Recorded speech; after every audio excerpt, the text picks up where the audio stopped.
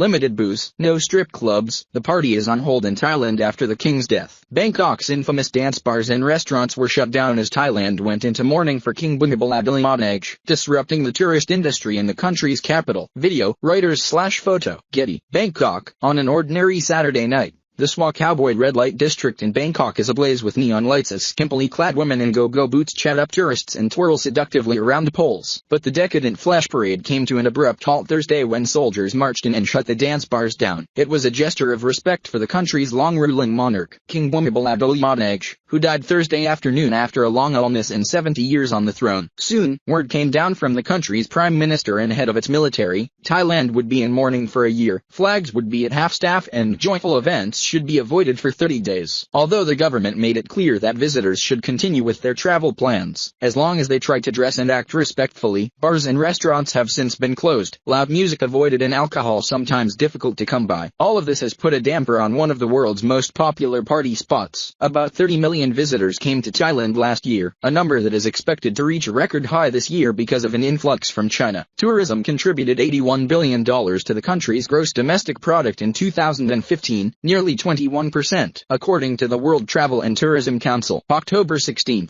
2016. Many of the places in Bangkok's red light districts are eerily quiet as Thais mourn the death of the king. Soi Cowboy/Reuters. Workers worry about lost wages and tour companies and airlines about declining business. Although most experts think the impact on tourism will be modest in the long term. The V8 diner in the Sukhumvit area of Bangkok was closed for 2 days and reopened Sunday, for example, losing about $2,800 of business in the process. "We didn't feel like working anyway in this kind of mood," said Bam, the manager. Everybody was crying. Like most of those interviewed for this article, she declined to give her full name because of concern about Thailand's strict laws against defaming the king. Nobody was really sure when the nightclubs, especially the fleshy ones, would reopen. On Monday, one sex worker said hopefully, in a week, said Maya, the manager of Bangkok Bunnies A Go-Go, who also did not feel comfortable giving her last name. Many of her dancers have left the city to return to their home villages to wait out the break, she said. One Australian bar owner in the bustling Kayasan Road area, which is popular with backpackers, gave his customers paper cups to discreetly sip their beer in case police were watching. On the Soi Cowboy strip Saturday night, the lane of about 40 nightclubs was eerily silent and dark except for the occasional bright light of a street vendor passing through with a rattling cart. As near as anybody could remember, the place had been open nightly since a retired U.S. airman named T.G. Cowboy Edwards, who was partial to a straw boater, opened up the first bar there in 1977. Thailand's King Bhumibol Adulyadej, who was the world's longest reigning monarch, died in hospital October 13,